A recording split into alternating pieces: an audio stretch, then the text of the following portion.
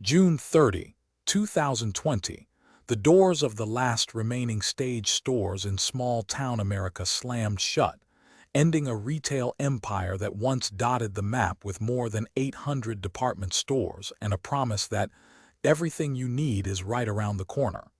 In a single weekend, a chain that had been a lifeline for generations of Main Street shoppers vanished, leaving vacant storefronts, unpaid wages, and a lingering question: how could a company so entrenched in the fabric of America crumble so quickly? Stage Stores began its ascent in 1939, when a modest apparel shop opened in the back of a grocery store in Houston, Texas. Founder James Albert J.A. Stage saw an untapped market in the post-World War Roman II boom: affordable, family-oriented clothing and home goods for the burgeoning middle class.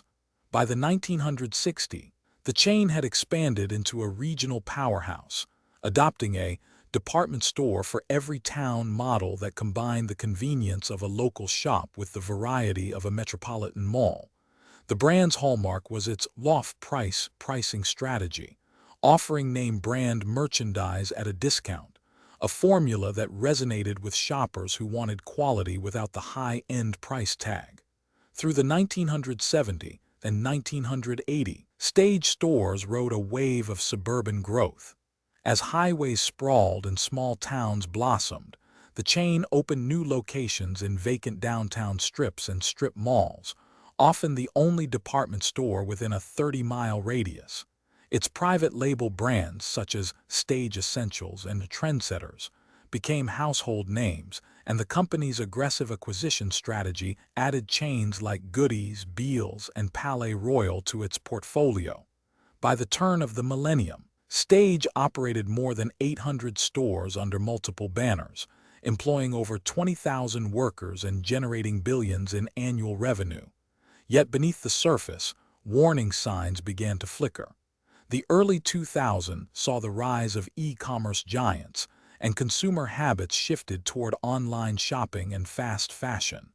While Stage's off-price model was designed for price-sensitive shoppers, the company clung to a brick-and-mortar-only approach, investing heavily in physical expansion while underinvesting in digital infrastructure.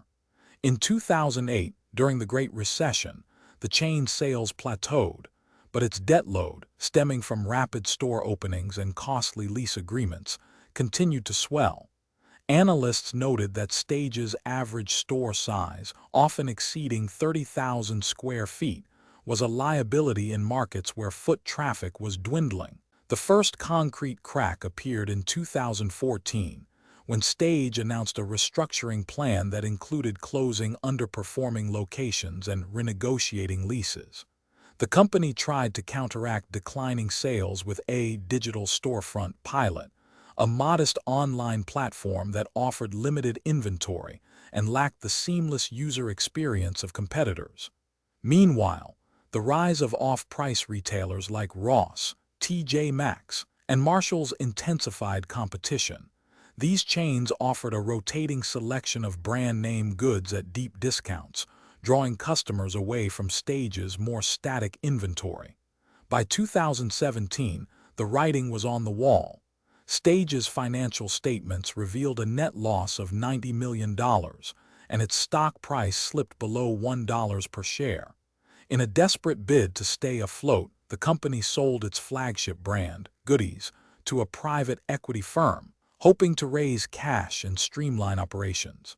The move, however, stripped the chain of one of its most recognizable names, further eroding consumer confidence. Internally, morale plummeted as layoff rumors circulated, and store managers were tasked with meeting shrinking sales targets without additional resources. The final domino fell in early 2020, when the COVID-19 pandemic shuttered non-essential retail across the United States. Stage, already operating on razor-thin margins, was forced to close its doors indefinitely. With rent obligations, payroll, and supplier payments mounting, the company filed for Chapter 11 bankruptcy on May 15, 2020. The filing listed $400 million in debts and an inability to secure additional financing. Within weeks, a court-approved liquidation plan was approved, and the chain began the painful process of liquidating inventory, terminating leases, and sending out layoff notices to thousands of employees. The aftermath rippled far beyond the empty storefronts. In towns where Stage was the only department store, its disappearance left a void in the local economy. Small businesses that relied on the foot traffic generated by the department store saw sales plummet, and municipal tax revenues shrank, forcing budget cuts in services. Former employees faced sudden unemployment, with many receiving only a fraction of their owed wages and benefits, sparking protests and legal battles that stretched for years. The vacant buildings, often large and ill-suited for modern retail concepts, became eyesores, contributing to a sense of decline that many rural communities now struggle to reverse. Yet the collapse also sparked a wave of reinvention. Some towns repurposed the former Stage spaces into mixed-use developments, combining co-working hubs, local artisan markets, and community centers. Others attracted national retailers eager to fill the gap, though often at the cost of higher rent and a shift away from the locally focused shopping experience that Stage once embodied. On a broader scale, the fall of Stage stores became a cautionary tale for legacy retailers. Adapt or perish. Industry analysts point to the chain's failure to invest in omnichannel strategies, its over-reliance on large physical footprints, and its underestimation of changing consumer preferences as key lessons for the next generation of retailers. In the end, the story of Stage stores is more than a ledger of numbers and closed doors.